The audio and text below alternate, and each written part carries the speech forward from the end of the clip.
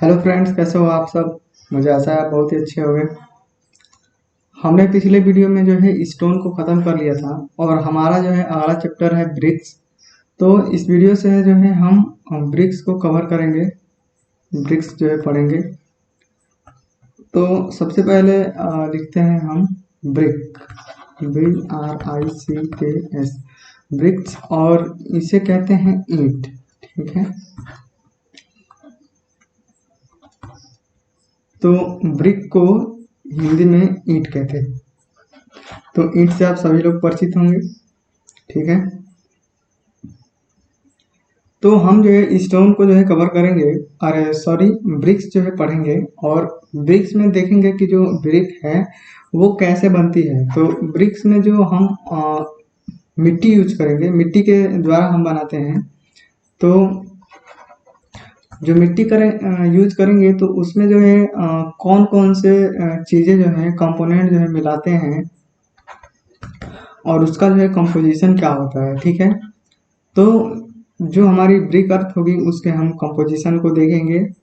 Composition के बाद हम देखेंगे कि जो ईंट है उसे हम किस किस तरीके से जो है इस ईंट के शेप के रूप में जो है ढालते हैं। ठीक है, फिर इसके बाद शेप में ढालने के बाद हम ये देखेंगे कि जो ईंट है उसे हम पकाते कहाँ कहाँ पे हैं। पहले ड्राई कैसे करते हैं, ड्राई करने के बाद जो है किस किस भट्ठे में और किस किस तरीके से हम इसे पकाते हैं। ठीक है, पकाने का मतलब है कि इसे मिट्टी से आग में जला करके और पका देना। ठीक है, फिर पकाने के बाद हम ये देखेंगे कि जो ये ईंटें हैं वो किस किस प्रकार की ईंटें होती हैं। ठीक है, ईंटें भी कई प्रकार की होती हैं, उनका अलग अलग जगहों पे यूज होता है। तो वो किस किस प्रकार की ईंटें हैं। फिर ईंटों के प्रकार देखने के बाद हम ये देखेंगे कि जो ईंटें हैं, ईंटों को जो है कैसे कैसे जो है क्लासिफाई किया गया है, किस किस आधार पे हम जो है उसे क्लासिफाई करते हैं। ठीक है, और क्लासिफिकेशन को देखने के बाद हम जो है इस पे जो है कौन कौन से टेस्ट होते हैं, मतलब कि हम यूज करने के लिए ईंटों को अपने अनुसार यूज करने के लिए हम इन पे जो है कौन कौन सा जो है टेस्ट करते हैं। ये सारी चीज़ें जो है हम इसमें कवर करने वाले हैं। और इसके अलावा जो अभी मैंने नहीं कहा है, जो छूट गया है, वो सारी चीज़ें जो है देखेंगे।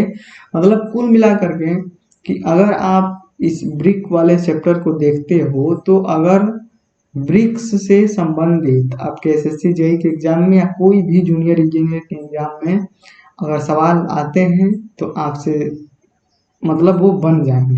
ठीक है, कुल मिलाकर मतलब ये है। तो उसी तरीके से स्टोन भी आप जब पढ़ेंगे या पढ़ लिए होंगे तो उसमें भी जो सारे सवाल आएंगे वो भी आपसे हो जाएंगे। ठीक है, तो ये सारी चीजें जो है हम देखेंगे।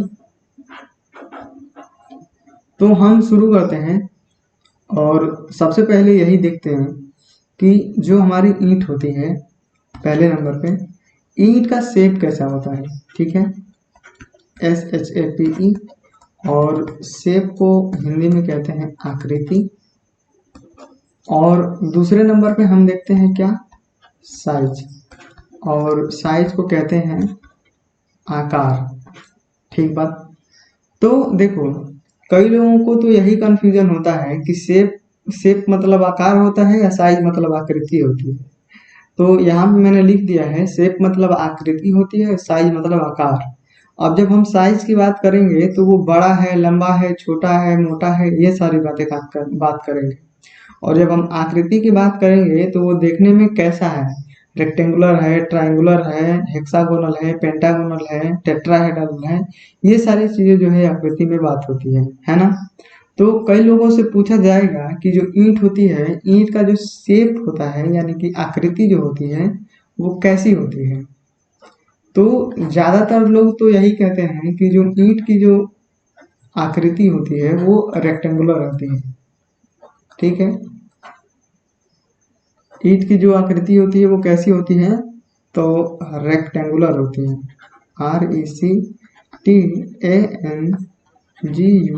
RECTANGULAR। लेकिन ये सही नहीं है। जो ईंट होती है, ईंट की आकृति रेक्टेंगुलर नहीं होती है। रेक्टेंगल आप किसे बोलते हो? तो रेक्टेंगुलर का होता है, ऐसे होता है, इसे आप जो है रेक्टेंगल बोलते हो, ठीक है ना। आयताकार, आयताकार, ये क्या है? रेक्टेंगल है। अब रेक्टेंगल क्या होता है? एक जो है परत होती है। जब आप रेक्टेंगल कहते हो तो ये एक परत है। जैसे कि आपका कॉपी है, कॉपी का जो एक पेज है, वो पेज जो है रेक्टेंगल है और वो एक लेयर परत है, ठीक है ना। इसी तरीके से अगर वर्ग रहेगा, क्यूब, स्क्वायर रहेगा, तो वो क्या होगा? वो एक परत है। तो जब आप रेक्टेंगल कहते हो, ट्रायंगल कहते हो, या पंचभुज कहते हो, षष्ठभुज कहते हो, हेक्सागोनल, पेंटागोनल, तो ये सारी चीजें जो है परत होती हैं, ठीक है ना। तो ये जो शेप है, ये वाली जो शेप है, ये जो है, इस शेप को कहते हैं क्यूबाइडल। CUBIDAL, cuboidal. और क्यूबॉइडल को हिंदी में बोलते हैं घनाभ। तो ज़्यादातर लोग समझ गए होंगे कि ये क्या है। तो ईंट का जो शेप होता है वो घनाभ आकृति का होता है, ठीक है।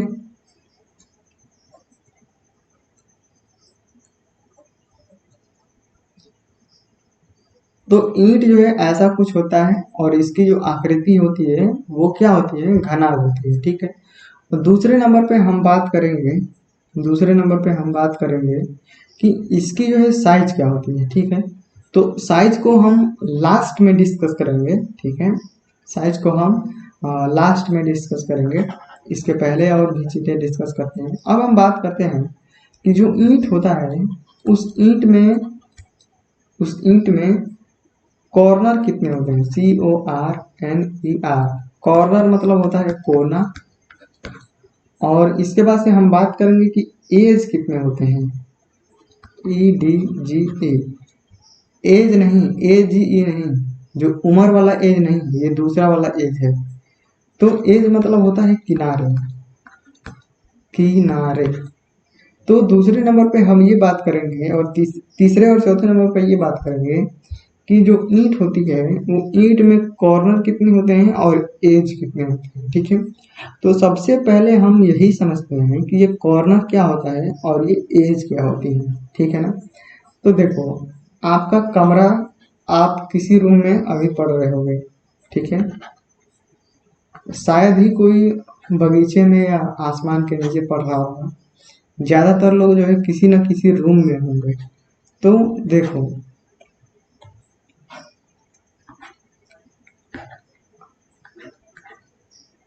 आप जो है मान के चलो कुछ ऐसे रूम में हो, ठीक है ना।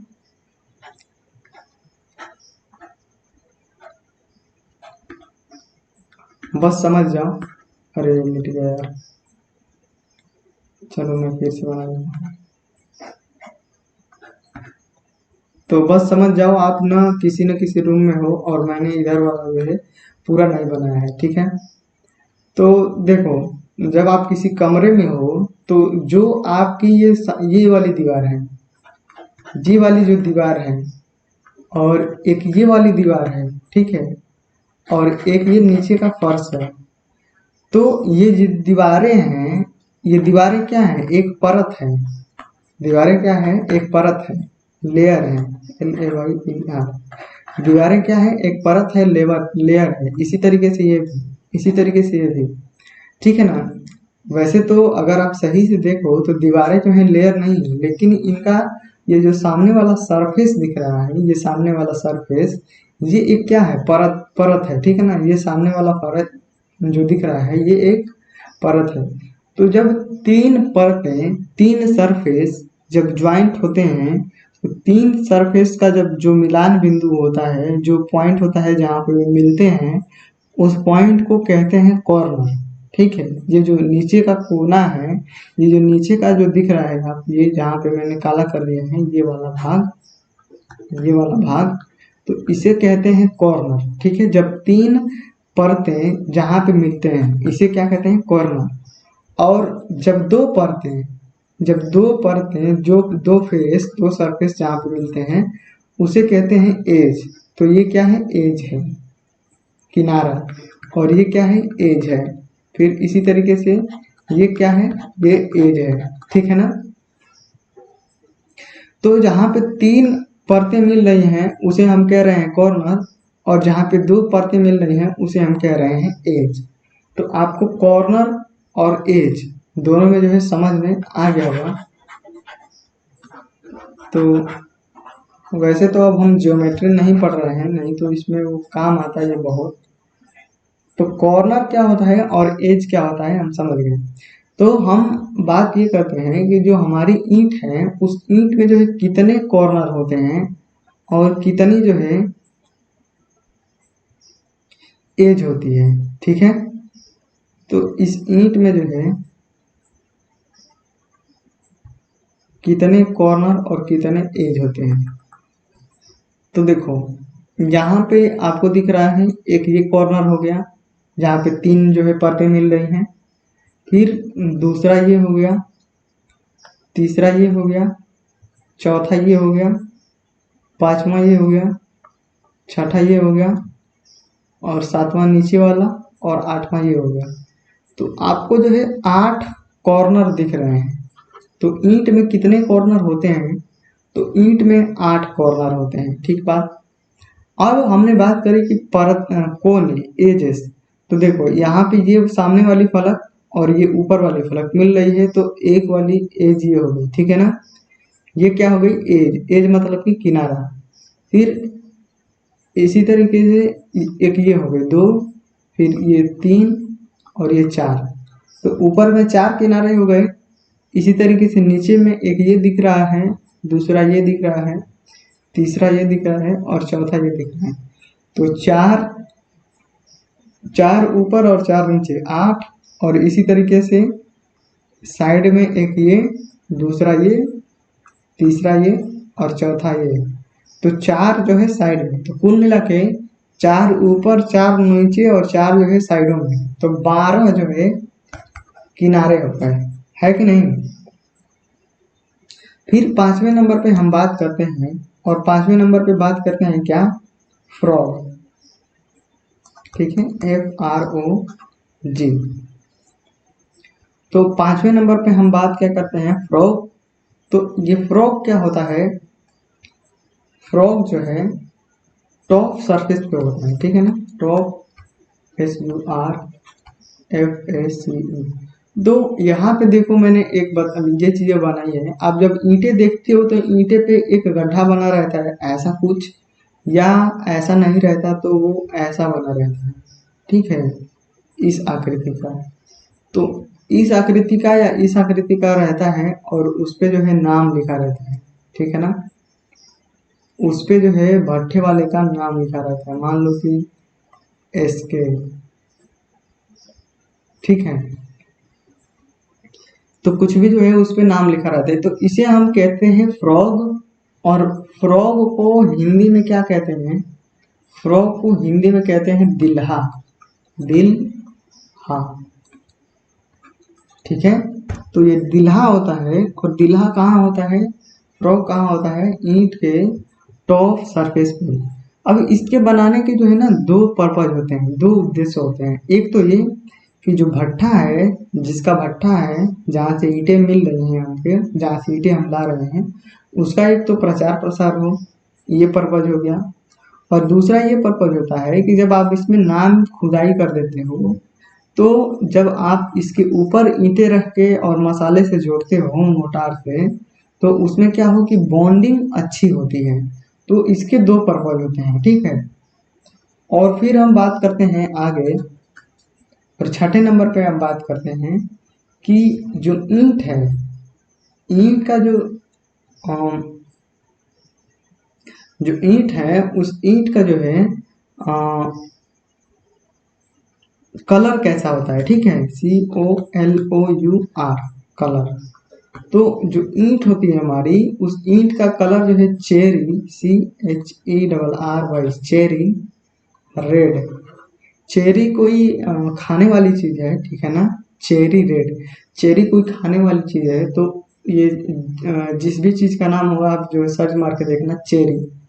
तो इसका जो कलर होता है उसी के समान जो है ये जो ईंट है उसका जो है कलर होता है, यानी कि रंग। ठीक है ना। तो आपने जो है ईंट का जो कलर है उसको तो देखा ही होगा। तो ईंट का जो कलर है वो क्या है, चेरी रेड है। तो हमने जो है बात कर ली कि जो ईंट होती है उसकी शेप क्या होती है, उसकी जो है साइज, तो साइज हम अभी देखेंगे। फिर इसके बाद से हमने बात करी कि उसकी जो है कितने कॉर्नर होते हैं, फिर एजेस कितनी होती है, फिर इसमें एक फ्रॉग होता है, और फिर इसमें क्या होता है, एक इसमें इसका जो है एक कलर होता है। तो ये जो है ईंट के बारे में बेसिक जानकारी है ना। अब हम बात करें आगे। तो जो ईंट होती है उस ईंट की specific gravity, SPECIFIC, specific gravity, GRAVITY। तो जो ईंट होती है उस ईंट की स्पेसिफिक ग्रेविटी जो है 1.5 to 2 होती है। ठीक है। अब ये स्पेसिफिक ग्रेविटी क्या होता है ये मैंने आपको पीछे बताया था, है ना। तो जो लोग मतलब एकदम नए होंगे वो लोग जो है देख लेंगे, ध्यान देंगे। तो जो ईंट होती है उसकी स्पेसिफिक ग्रेविटी 1.5 to 2 होती है। और ये स्पेसिफिक ग्रेविटी क्या होता है, मान लो मैं इसे स्पेसिफिक ग्रेविटी को एस से डिनोट करता हूँ। तो ये जो स्पेसिफिक ग्रेविटी है ये क्या होता है कि किसी भी मटेरियल की डेंसिटी, DENSITY, किसी भी मटेरियल यानी कि SOLID, सॉलिड या लिक्विड, LIQUID, तो या तो वो ठोस है या तो वो लिक्विड है, तो उसकी डेंसिटी और बटे में वाटर की density, water DENSITY, water density, या इसी को हम कहते हैं स्टैंडर्ड मटेरियल की डेंसिटी, या स्टैंडर्ड नहीं कहेंगे तो कहेंगे कि वाटर की डेंसिटी। तो जब हम स्टैंडर्ड मटेरियल कहते हैं तो उसमें हम वाटर को ही लेते हैं। ठीक है।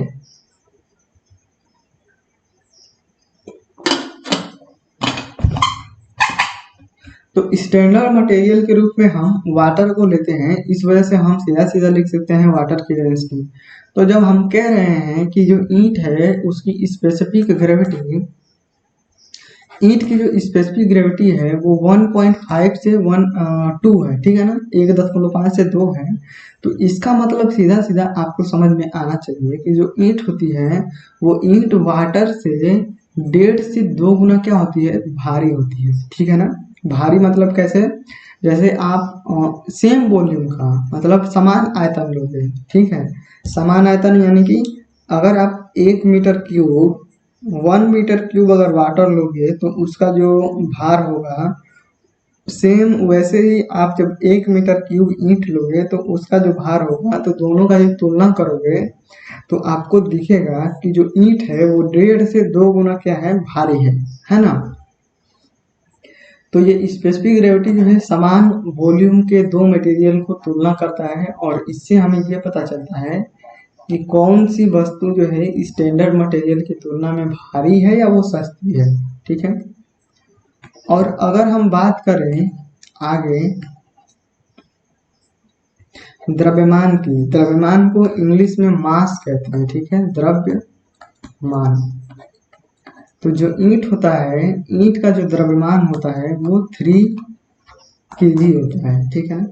जब आप एक ईंट को लेकर के और जब आप उसका वेट करोगे तो उसका जो वेट होगा मतलब जो भार होगा वो जो है 3 kg होगा, है ना।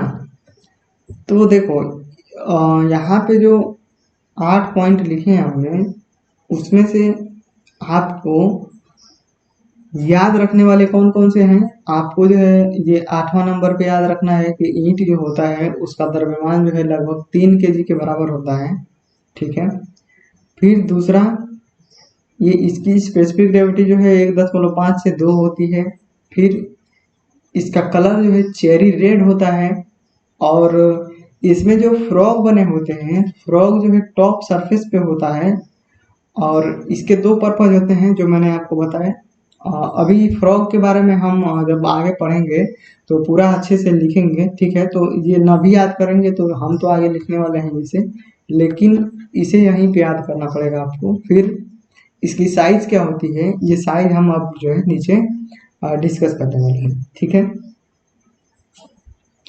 तो ये सारी बातें जो है हमने ब्रिक्स के बारे में पढ़ी हैं अभी। अब हम जो है बात करते हैं साइज की।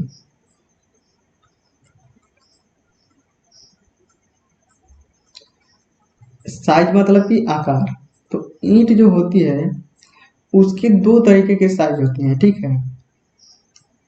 तो यहाँ पे हम लिखते हैं दूसरा नंबर पे था ये साइज, ठीक है। दूसरे नंबर पे था ये साइज।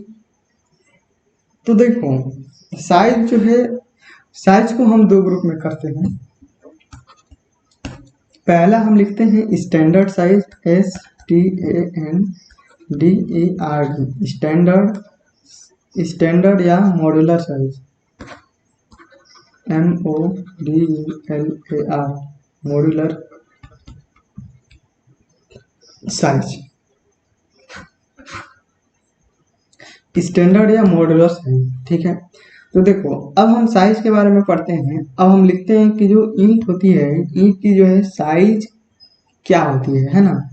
तो आपसे एग्जाम में कैसे कहेगा, कहेगा कि size, size of standard, size of standard brick.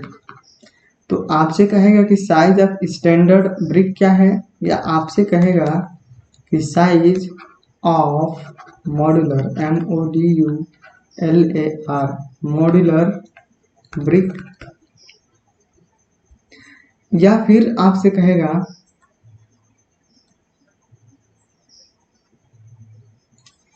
कि नॉर्मल, ये क्या है, N है, NORMAL, normal size of STANDARD,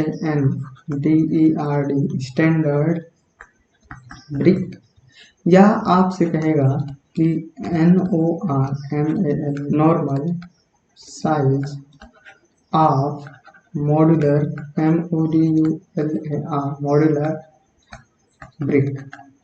तो आपको जो है इन चार नामों में से कोई भी एग्जाम में दे सकता है और दे करके कहेगा कि जो है आप स्टैंडर्ड साइज बता दीजिए या मॉड्यूलर साइज बता दीजिए, स्टैंडर्ड साइज या मॉड्यूलर साइज बता दीजिए। अगर ये नहीं कहेगा तो आप कहेगा कि नॉर्मल साइज बता दीजिए, normal size of standard brick, या आप normal size of modular brick बता दीजिए, ठीक है।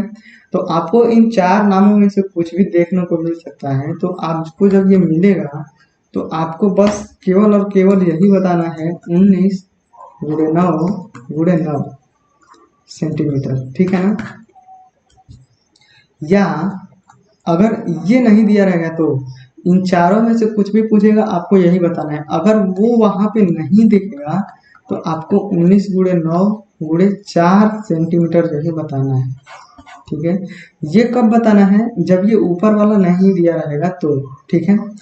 तो देखो स्टैंडर्ड का मतलब होता है मॉड्यूलर, अरे सॉरी मानक, ठीक है, मानक।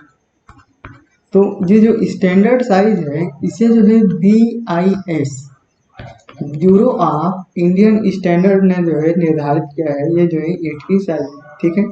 फिर इसके बाद जस्ट बाद हम जो है पढ़ने वाले हैं कन्वेंशनल साइज, ठीक है। तो कन्वेंशनल साइज क्या है, उसको किसी ने जो है निर्धारित नहीं किया है, ठीक है। और ये जो साइज है, ईंट की जो साइज है वो जो है निर्धारित करने का इसका मतलब ये है कि हम जो है जो हमारा क्या है कि जो मिट्टी है जो हम यूज करेंगे ईंट बनाने के लिए, वो ज़्यादा जो है क्या हो, ज़्यादा यूज ना हो और अच्छा ईंट बने और उसका वॉल्यूम ज़्यादा रहे, वो हैंडी रहे, मतलब हाथ से हम उठा के रख सके, ठीक है।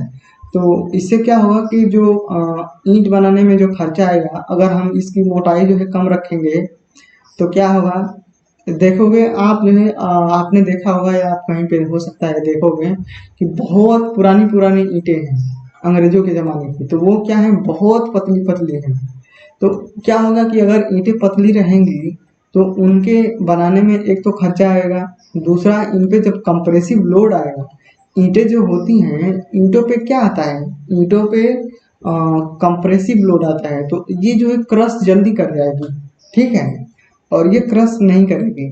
तो इन सारी चीज़ों को ध्यान में रखते हुए जो BIS है, ब्यूरो ऑफ इंडियन स्टैंडर्ड ने जो है ये साइज जो है निर्धारित करी है। तो 19 × 9 × 9 यानी कि जो इसकी लंबाई होगी वो 19 सेंटीमीटर, इसकी जो मोटाई होगी वो 9 सेंटीमीटर और इसकी जो चौड़ाई होगी वो 9 सेंटीमीटर होगी, है ना। अब आपसे जो है कभी कभी ये भी पूछ लेता है कि 19 × 9 × 9 ये किस क्रम में लिखे हुए हैं, तो ये पहला जो है लंबाई है और दूसरा क्या है चौड़ाई है और तीसरा क्या है हाइट है। तो ये इस क्रम में जो है लिखे होते हैं 19 × 9 × 9 लंबाई गुणे चौड़ाई गुणे ऊंचाई। ऊंचाई को कभी कभी जो है थिकनेस भी लिख देगा, ठीक है, थिकनेस को T, मोटाई, तो ऊंचाई को कभी कभी जो है मोटाई भी कह देगा, तो वो जो है आप देख लेंगे। तो ईंटों की जो साइज है वो इस क्रम में जो है लिखी जाती है ना। तो एग्जाम में अगर आपसे इन चारों में से कुछ भी दिखेगा तो आपको यही सेलेक्ट करना है, क्या, ये वाला पहला वाला। अगर ये नहीं रहेगा वहां पे तब ये दूसरा वाला जो है सेलेक्ट करना है, ये वाला, ठीक है। अब हम आगे बढ़ते हैं। अब हमने क्या देख लिया, स्टैंडर्ड साइज। अब हम देखते हैं क्या, नॉमिनल साइज, ठीक है। तो दूसरे नंबर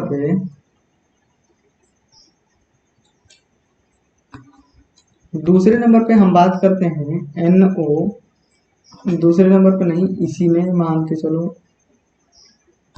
इसी में बात करते हैं NOMINAL, नॉमिनल साइज की, ठीक है। तो आपसे क्या कहेगा, आपसे एग्जाम में ऐसे कहेगा, पहले तो यही समझते हैं कि ये नॉमिनल क्या होता है, ठीक है ना।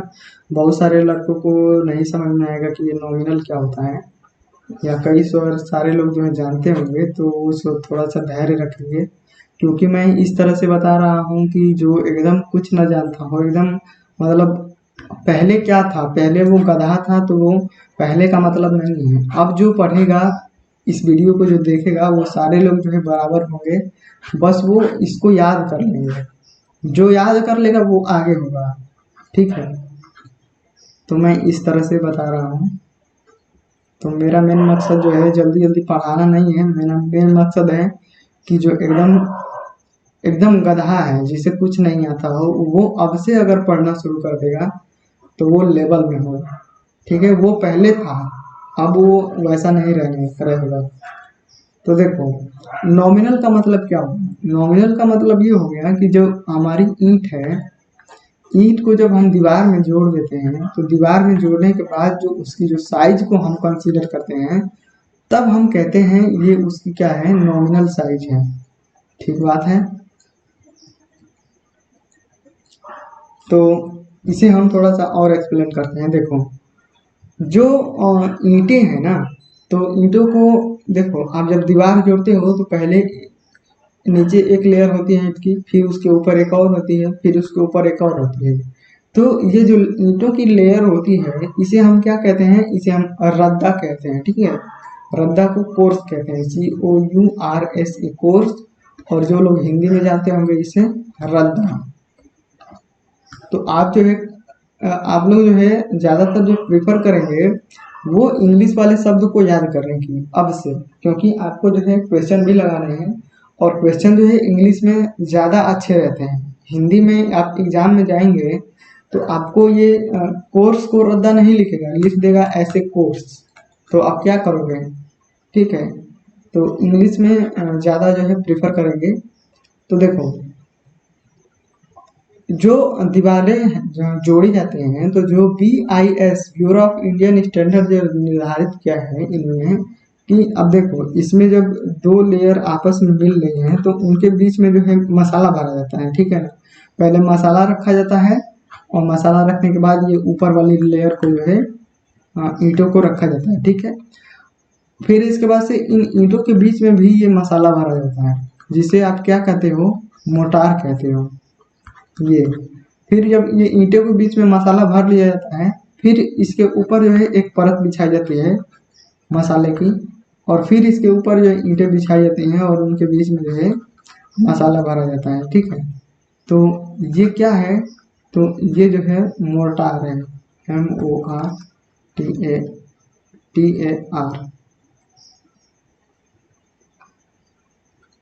मोटार यानी कि मसाला। और ये मसाला जो है खाने वाला मसाला नहीं है, ये ईंट को जोड़ने वाला मसाला है, ठीक है ना। तो ये मसाला होता है और इसकी थिकनेस क्या होती है, ये जो मसाला होता है इसकी मोटाई जो है 1 सेंटीमीटर, 1 सेंटीमीटर थिकनेस, 1 सेंटीमीटर जो है इसकी थिकनेस होती है, ठीक है ना। तो ये जो मसाला है इसकी थिकनेस क्या है, 1 सेंटीमीटर थिकनेस ऑफ मोटार, ठीक है। थिकनेस मतलब होता है मोटाई। तो इस मसाले की जो मोटाई होती है वो हम 1 सेंटीमीटर जो है कंसीडर करते हैं, ठीक बात। अब देखो इसमें तो हम ये जो ऊपर वाली ईंट है इसी को ना जोड़ेंगे, ये क्या होगा, तो ईंटों इसमें तो हमारे पास जो ये ईंट है 19 सेंटीमीटर पूरे 9 सेंटीमीटर, पूरे 9 सेंटीमीटर इसी को लगाते हैं। तो यहाँ पे जो है क्या है, यही वाली ईंट लगी हुई है, ठीक है। ये सारी जो है यही ईंट है। तो इसमें क्या है कि देखोगे तो ये नीचे भी मसाला है, साइड में भी मसाला है, ऊपर भी मसाला है। और ईंटें जो है ऐसे बनाई जाती है, 2 ईंटों की बनाई जाती है, 3 ईंटों की। तो मान लो अगर 2 रहेगी तो ऐसे रहेगी, ठीक है। ये दीवार का क्या है, ये दीवार का सेक्शन है, SECTI, सेक्शन नहीं एलिवेशन है। दीवार का ये फ्रंट व्यू है, FRONT फ्रंट व्यू। और ये ऊपर वाला क्या है, टॉप व्यू है। तो टॉप में देखोगे तो ये जो है एक ईंट की दीवार है, ठीक है। आधी ईंट ये और आधी ईंट ये। तो ये जो है एक ईंट की दीवार है 9 इंच की। तो ये 2 ईंटों के बीच में जब ये जुड़ रही हैं तो यहाँ पे बीच में भी क्या भरा हुआ है, मसाला भरा हुआ है। तो हम देखो इस मसाले की मोटाई को जो है 1 सेंटीमीटर कंसीडर कर रहे हैं। तो अब इस ईंट में आप जब आप देखोगे तो मसाला जो होता है उस मसाले को हम 0.5 सेंटीमीटर इधर मानते हैं और 0.5 सेंटीमीटर इधर मानते हैं। तो इसकी जो लेंथ हो गई वो कितनी हो गई, 1 सेंटीमीटर और बढ़ गई, तो कितना हो गया 20 सेंटीमीटर, ठीक है। इसी तरीके से इसकी जो मोटाई है, तो मोटाई में देखोगे तो ऊपर भी मसाला है नीचे भी मसाला है, तो ऊपर भी 0.5 और नीचे भी 0.5, तो 9 सेंटीमीटर प्लस 1 सेंटीमीटर और, तो ये कितना हो गया 10 सेंटीमीटर, ठीक है। इसी तरीके से इसकी चौड़ाई देखोगे तो ये बीच में मसाला भरा हुआ है। अगर 3 ईंट की दीवार होगी, अगर 1.5 ईंट की दीवार होगी तो 3 ईंटें रहती हैं उसमें ऐसे हॉरिजॉन्टल हॉरिजॉन्टल, है ना। तो ये बीच में ऐसे भी मसाला पड़ा रहेगा। तो इस ईंट में चौड़ाई में भी 0.5 दोनों साइड जो है बढ़ जा रहा है। तो ऊपर वाले में भी क्या 0.1 सेंटीमीटर, 0.5 दोनों ओर से जुड़ जाएगा, तो ये कितना हो जाएगा 10 सेंटीमीटर। तो जब हम ईंटों को दीवार में जोड़ देते हैं तो दीवार में जोड़ने के बाद जो उसकी साइज को हम देते हैं उसे कहते हैं नॉमिनल साइज। और नॉमिनल साइज क्या होती है 20 × 10 × 10 सेंटीमीटर, ठीक है। तो 20 सेंटीमीटर लंबा, 10 सेंटीमीटर चौड़ा और 10 सेंटीमीटर मोटा, ठीक है। तो ये जो है नॉमिनल साइज होती है दीवार की, ठीक है। तो इसे जो है एग्जाम में कैसे पूछेगा, तो वो चीजें जो है देखते हैं।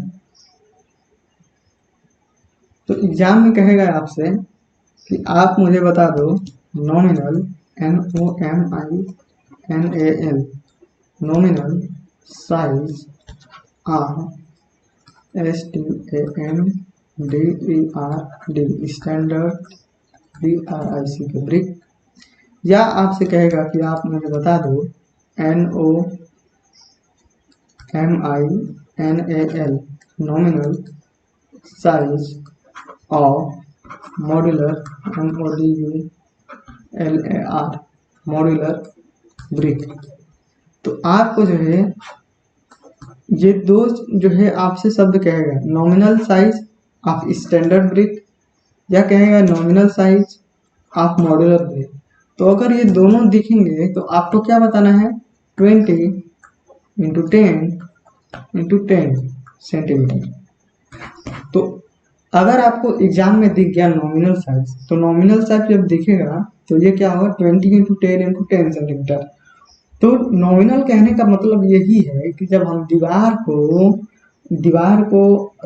जब हम ईंट को दीवार में जोड़ देते हैं और हम अपना दीवार बना लेते हैं, तो ईंट की दीवार में जो साइज है वो हम कितना लेते हैं, तो 20 × 10 × 10 सेंटीमीटर। तो अगर कोई इस वाली ईंट से, अगर कोई स्टैंडर्ड ईंट से कोई दीवार बनी हो और हमें पता करना हो कि जो है दीवार में कितनी ईंटें हैं, तो दीवार की टोटल लंबाई, चौड़ाई और ऊंचाई को क्या करेंगे, हम मेजर करके और इसका वॉल्यूम निकाल लेंगे, और वॉल्यूम निकाल करके और इसमें इस वाले ईंट की साइज से भाग दे करके हम जो दीवार में कितनी ईंटें लगेंगी ये जो है पता कर पाते हैं। ठीक है, तो ये रहा स्टैंडर्ड साइज। ये क्या हुआ, 1 मिनट में।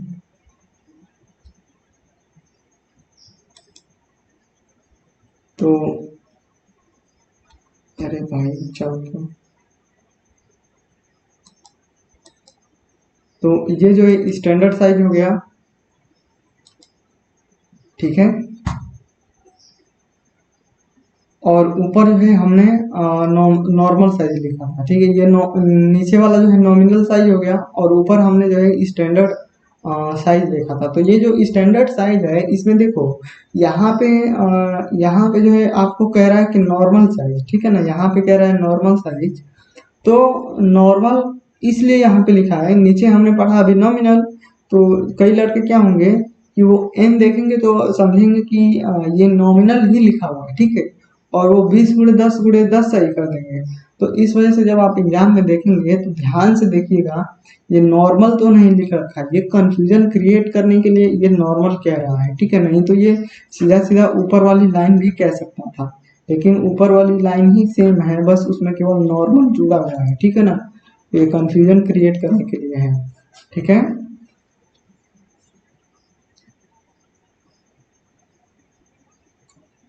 अब हम बात करते हैं इसके बाद से नॉर्मल साइज और नॉमिनल साइज। शायद आपको क्लियर हो गया होगा, मुझे आशा है क्लियर हो गया होगा। अब हम बात करते हैं कि कन्वेंशनल साइज। ठीक है, conventional size, CONVENTIONAL, conventional size, conventional, या इसी को कहते हैं TRADITIONAL,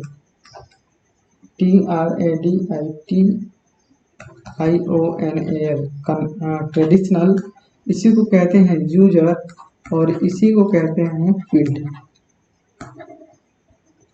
ब्रिक।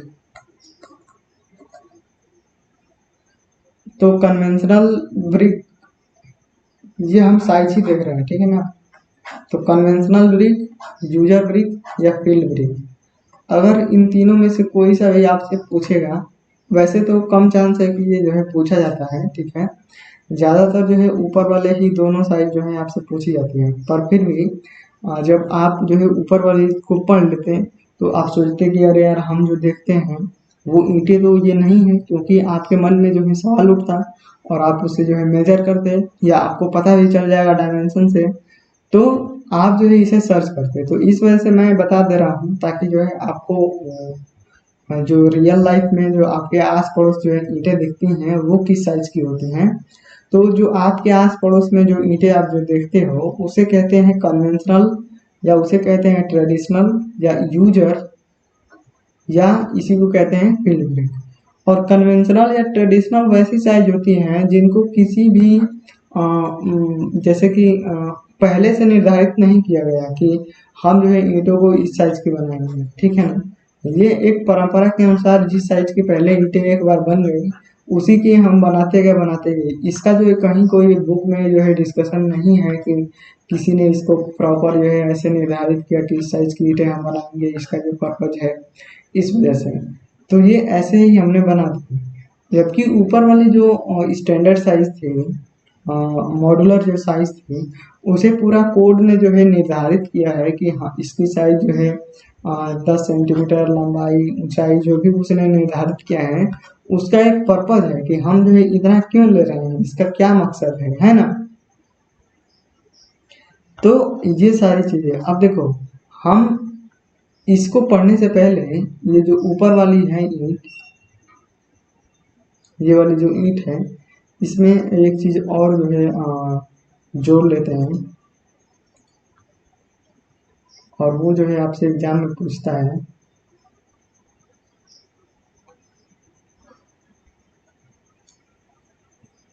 क्या हो गया?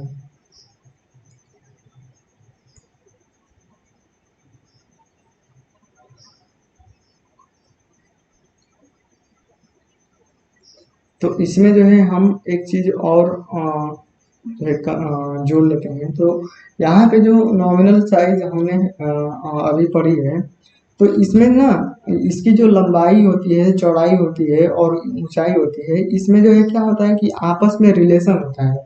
आप देख रहे हो कि ये जो लंबाई है, ये लंबाई क्या है, अगर हम थिकनेस और विड्थ को जोड़ देंगे या इनका दोगुना कर देंगे तो ये लंबाई के बराबर हो जाएगा, है ना। तो इनमें जो है आपस में वही रिलेशन होता है। तो क्या रिलेशन होता है, तो देखो इसकी जो हाइट है, HIGHT, हाइट ऑफ ब्रिक, यानी कि ब्रिक की जो हाइट है वो इसकी जो चौड़ाई है उसके बराबर है, नहीं, WIDTH, विड्थ ऑफ ब्रिक। तो ब्रिक की जो हाइट है वो चौड़ाई के बराबर है, ठीक है। और इसके बाद से दूसरा ये है कि जो इसकी लेंथ है, LENGTH,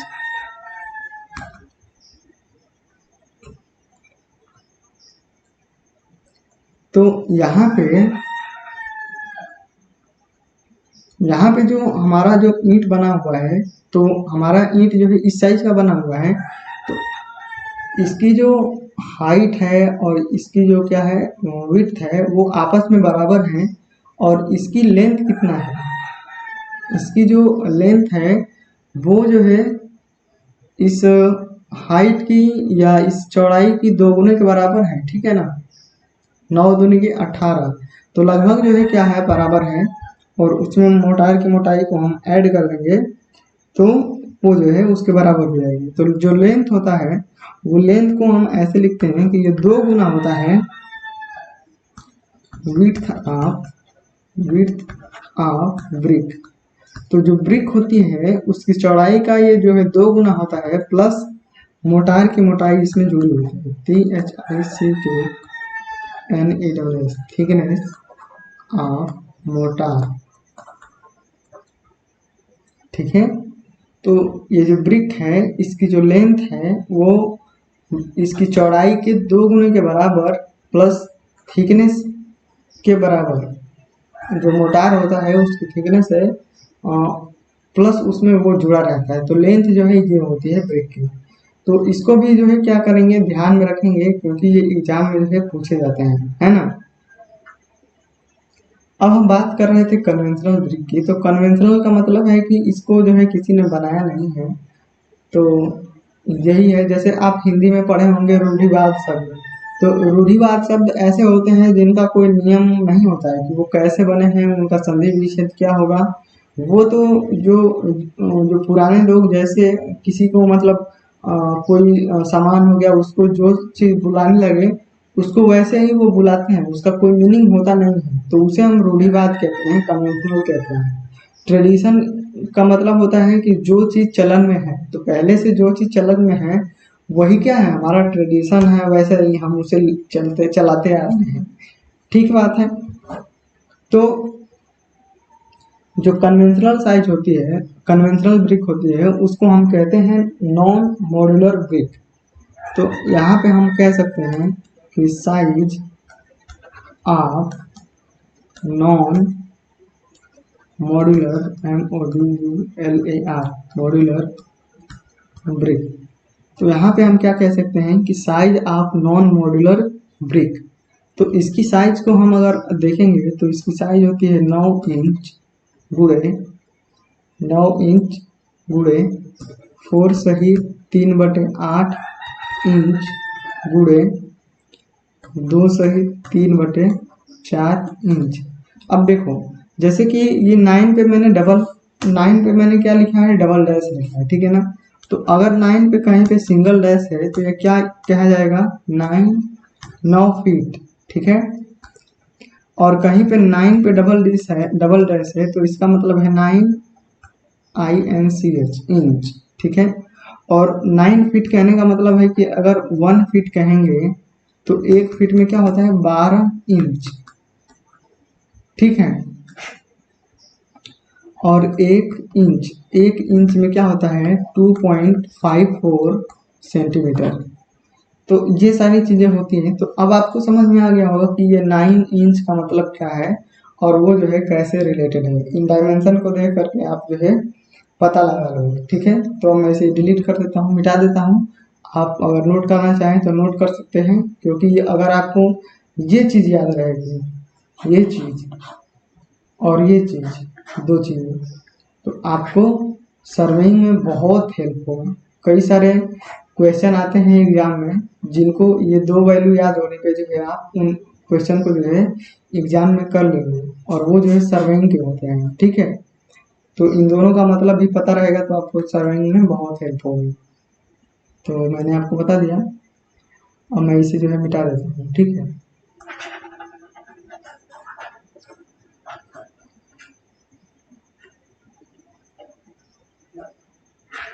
तो जो कन्वेंशनल साइज होती है, जो ट्रेडिशनल साइज होती है, जो फील्ड ब्रिक होती है, उसकी ये वाली क्या होती है, साइज होती है, ठीक बात है। अब देखो,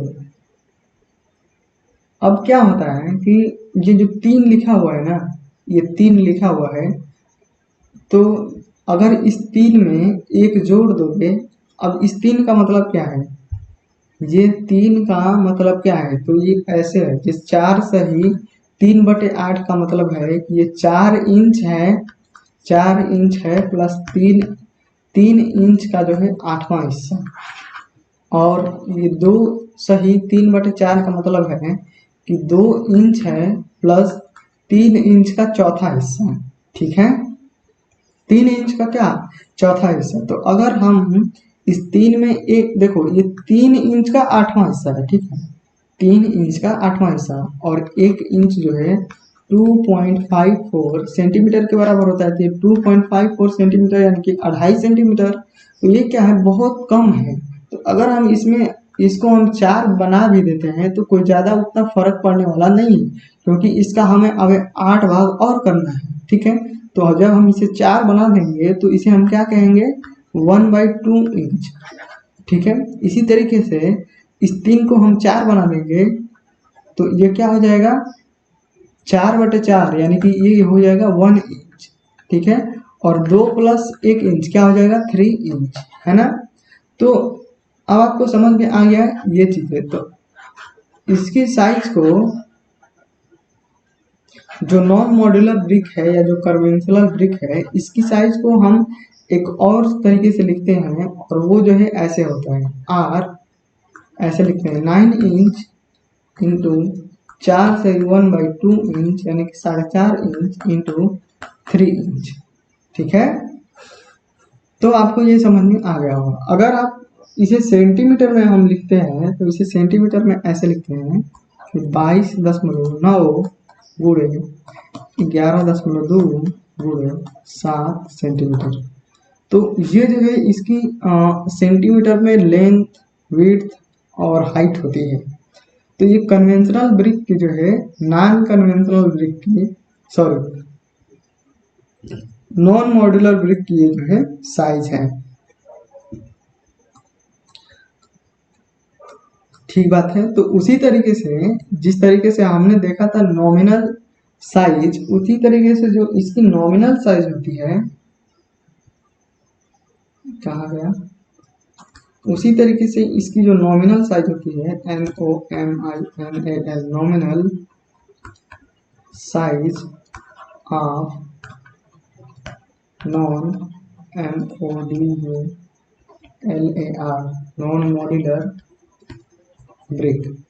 तो इसी तरीके से इसकी जो नॉमिनल साइज होती है वो क्या होती है, नॉमिनल साइज मतलब जब हम ईंट को दीवार में जोड़ दे रहे हैं और दीवार में जोड़ने के बाद जो उसकी हम साइज ले रहे हैं वो होती है नॉमिनल साइज। तो वो हम लेते हैं 22.9 सेंटीमीटर गुणे 11.4 सेंटीमीटर गुणे 7.6 सेंटीमीटर।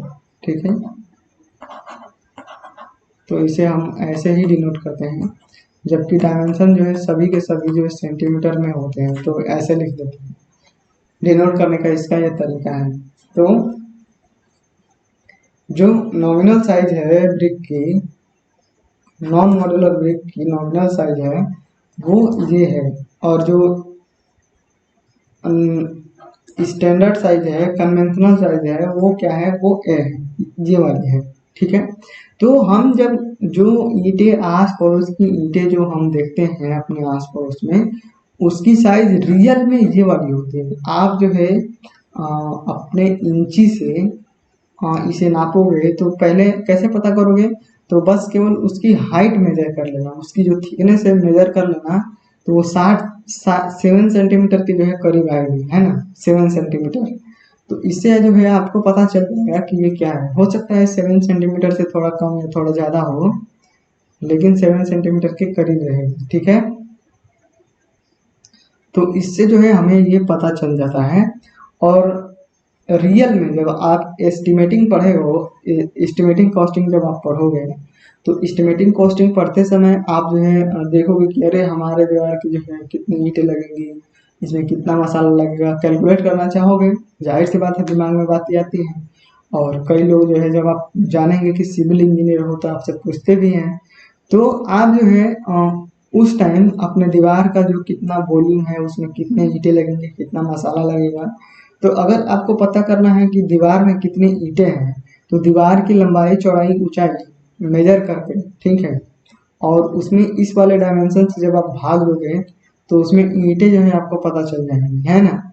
और जब आपको पता करना रहेगा कि दीवार में मोर्टार कितने हैं, मसाला कितने हैं, तो आप जो है ये वाली साइज यूज करके आप दीवार में कितने मोर्टार लगे हुए हैं, मसाला, और जब मसाला की बात करोगे तो सीमेंट, बालू, सीमेंट कितना लगेगा, बालू कितना लगेगा, ये चीज़ें जो है आप पता कर सकते हो। तो इस वीडियो को हम यहीं पे रहने देते हैं, ठीक है ना। तो ये जो है कभी कभी एग्जाम में पूछ लेता है, ये जो तीनों साइजें लिखी हुई हैं और ये साइजें, ये कभी कभी पूछता है। ज़्यादातर जो चांस होते हैं, हमने जो ऊपर वाला पढ़ा है वही दोनों में से पूछने के चांस होते हैं, पर फिर भी इसके चांस हैं। और ये प्रैक्टिकल लाइफ में हम आस पड़ोस देखते हैं, तो इसको जानना जो है जरूरी है, क्योंकि जब आपसे पूछेंगे लोग कि कितना ईंट लगेगा बता दो, तो आप जो है यही यूज करोगे। ठीक है, तो हम जो है इसको यहीं पर रहने देते हैं। तो एक बार हम देख लेते हैं कि हमने जो है शुरू से अब तक जो है क्या क्या पढ़ा। तो हमने जो है शेप के बारे में पढ़ा, शेप क्या होता है, साइज को अभी हमने डिस्कस करा, इसमें कॉर्नर कितने होते हैं, इसमें किनारे कितने होते हैं, फ्रॉक कहाँ पे होता है, कलर क्या होता है, स्पेसिफिक ग्रेविटी क्या होती है। देखो इसकी स्पेसिफिक ग्रेविटी जो है इम्पोर्टेंट है, मास भी इम्पोर्टेंट है, और कलर, ये तीनों जो है इम्पोर्टेंट है। जो मैं बस आपको कह रहा हूँ कि इम्पोर्टेंट है, बस आप जो है उसको क्या करें कि याद एकदम करते जाएं। ठीक है, और ये क्या है, साइज तो बताया है मैंने इम्पोर्टेंट है, तो ये इसकी साइज है, ब्रिक्स की ये साइज है। फिर ये जो है नॉमिनल साइज है, ये क्या है, ये नॉमिनल साइज हमने डिस्कस करा। फिर एक जो है ये डिस्कस करा, फिर जो ब्रिक्स की लेंथ होती है वो विड्थ की दोगुनी और प्लस मोटाई की थिकनेस के बराबर होती है। ठीक है, तो इसको भी ध्यान में रखोगे, एक नंबर में ये भी पूछता है एग्जाम में। और फिर इसके बाद से जो कन्वेंशनल ब्रिक होती है उसकी साइज क्या होती है, ये हमने डिस्कस करी। तो इस वीडियो को हम यहीं पे आप इस वीडियो में हम यहीं पे आप जो है थैंक यू बोलते हैं आपको, थैंक यू। और हम मिलेंगे अगले वीडियो में। अगर अगर आपको अच्छा लगा हो तो आप जो है कमेंट कर सकते हो, बता सकते हो मुझे।